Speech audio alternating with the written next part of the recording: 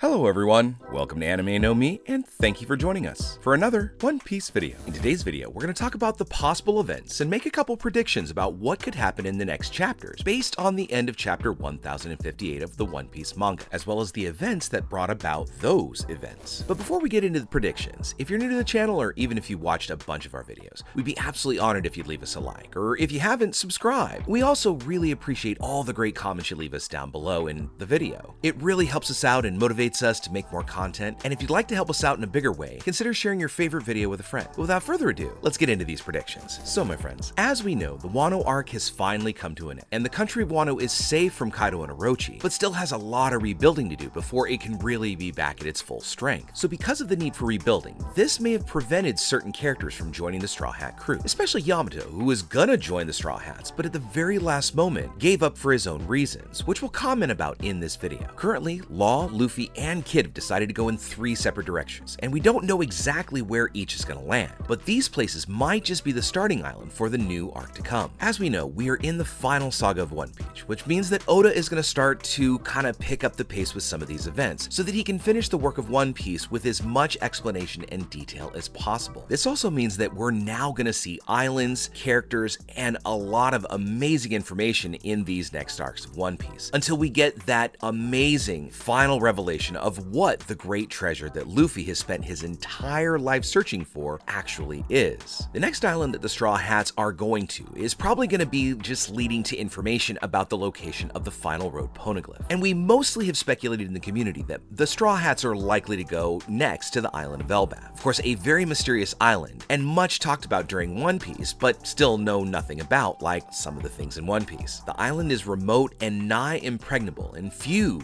can enter it. I mean, even the Marines don't dare to try and take possession of the Giants Island, for obvious reasons. I mean, the Giants of Elbaf are incredibly powerful warriors and have a devastating army. The Giants from Elbaf are also known worldwide as very strong warriors, and it's for this reason that no one dares to go to Elbaf, and even the Yonko themselves avoid coming into conflict with them. In fact, some of the most famous and powerful pirates, like Roger and even Big Mom, have mentioned this island and the giants that live on it several times, indicating that there are some very important people that the Straw Hats are likely to run into when they go to Elbaf. Speaking of Roger, there is some information indicating that he had already gone to Elbaf during his adventure to become King of the Pirates, indicating that he may have actually interacted or even left something in Elbaf, such as a poneglyph, or riches, or some power, or something even more important than that. In chapter 866 of One Piece, we see that the Giants of Elbaf are celebrating the birth of Prince Loki that had just happened a few days before the celebration that was taking place, and there was also a very valuable detail in this celebration of the Giants. During the celebration, they begin to give thanks for Loki's birth and also thank some people directly for having some relationship or assistance with it. And one of the names mentioned is Gold, a hitherto unknown character. But we have to remember that Roger was called Gold by the world government to hide the D in his name. Now, we don't know if this Gold individual is based on Roger's name that was kind of put out on his poster, or possibly a translation error, or a purposeful phrase for us to avoid finding out that Roger's last name was Gold D. So with all things considered, it's quite possible that this Gold individual is Roger, because he may have helped Elbaf in some way. I mean, it's said that Roger had sailed to all the islands, which very well means, or could mean at least, that Elbaf may not be an exception. And also, if Roger has already visited Elbaf, you gotta know that Luffy's gonna want to go there too, because he's already heard so much about the Giants, and if you consider the path that they're on, it could be that the log poses are in fact leading them directly to it. Moving on to some other revelations that came about in chapter 1058, we found out the truth about how the Cross Guild ended up being formed by Crocodile and Mihawk, and Buggy managed to worm his way in. And when he announced it, he made it sound, in very Buggy fashion, that Crocodile and Mihawk were gonna be his henchmen. And because he's got this amazing ability to lie to his comrades, they were just all the more excited and raised Buggy up even more. So when Buggy's subordinates went to make the Cross Guild poster, they made it very clear that Buggy was the leader by putting him in the center with the biggest picture. But because of this mistake and miscommunication, Crocodile and Mihawk almost ended up taking Buggy's life. But seeing that Buggy, being a Yonko and could be a public face, that if they just let him play at it, it might actually be much more advantageous. With Buggy in the spotlight, Crocodile and Mihawk would be able to act in the shadows without anyone really taking notice, and allow them to do their dirty schemes without their enemies even noticing, because the focus would be entirely on Buggy. Now, we don't know the Cross Guild's ultimate goals, but it is very clear in the fact that they are going to start hunting Marines, and especially now that they're not warlords, the only thing that they have left to do is basically go after the Marines or be humiliated. This would be even more so for Mihawk, because he was once known as the Marine Hunter in the past, making him regain that title again once he teamed up with Crocodile. So as they put these bounties on various Marines, the whole organization is gonna become completely disadvantaged. And now they're also wanted by every pirate and potential bounty hunter in the world. And at least so far, the Cross Guild doesn't seem to want to start a big war. At least not for now. They're just starting with something small. Small Marine hunts, possibly to just start taking the legs and the foundation out of the Marines. And this would ultimately prevent them from being pursued again. I mean, so far they don't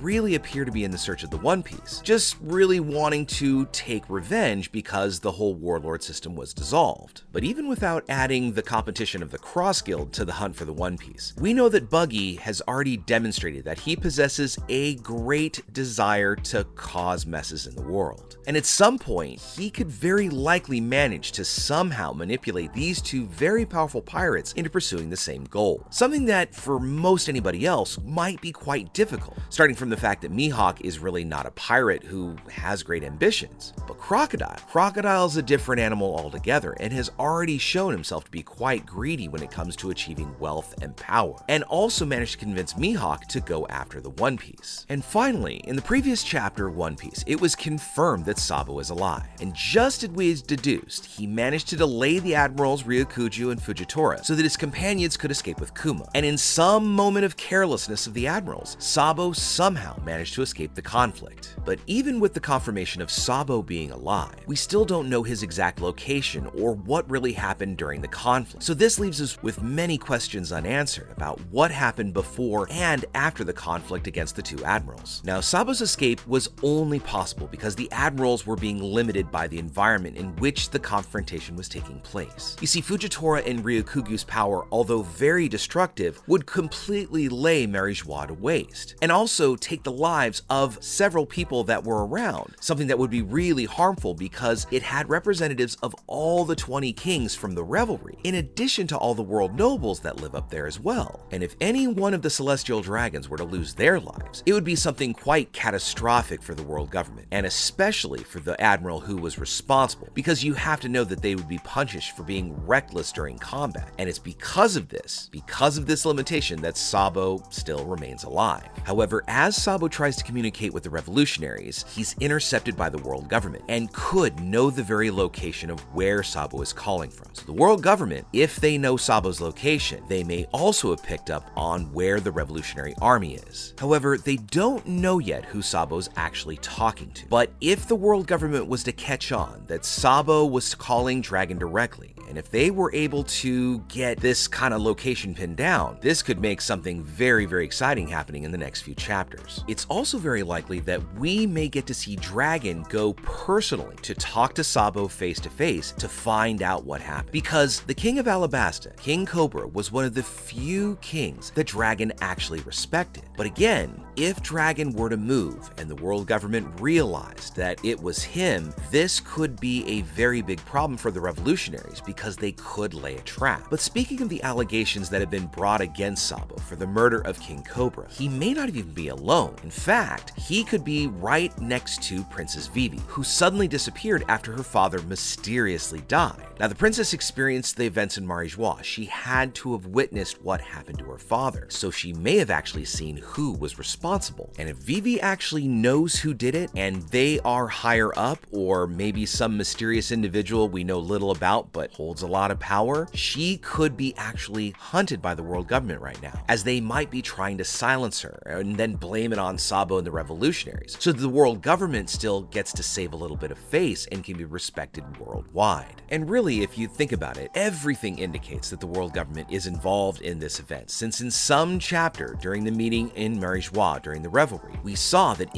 Sama was deciding which star would be extinguished. Vivi's poster was in their hand, meaning that she could be the one to have lost her life and been the target of Sama. However, when it actually came down, Sabo and King Cobra may have prevented Vivi from losing her life, or at least being taken hostage by the world government, which caused the King of Alabasta to lose her and Vivi to flee along with Sabo, who might be protecting her at this point. And also, the revolutionaries are now finding themselves in a really complicated situation because of this rescue of Kuma. His location could be discovered because of this link, or there might even be something in the technology that's buried within it. Because remember the fact that Kuma is no longer a human being or the same. Now, sure, he's acting as if he is some kind of servant or slave, as if there's no humanity left in it. And we know that Vegapunk had managed to take all those remnants of humanity away from Kuma after he did all the modifications. So this made Dragon extremely frustrated that it happened to one of his companions, because Kuma was a trusted ally in the revolutionaries. And if Vegapunk, this mysterious, amazingly brilliant scientist, if he was able to change his personality completely after the time skip and really managed to turn him into a machine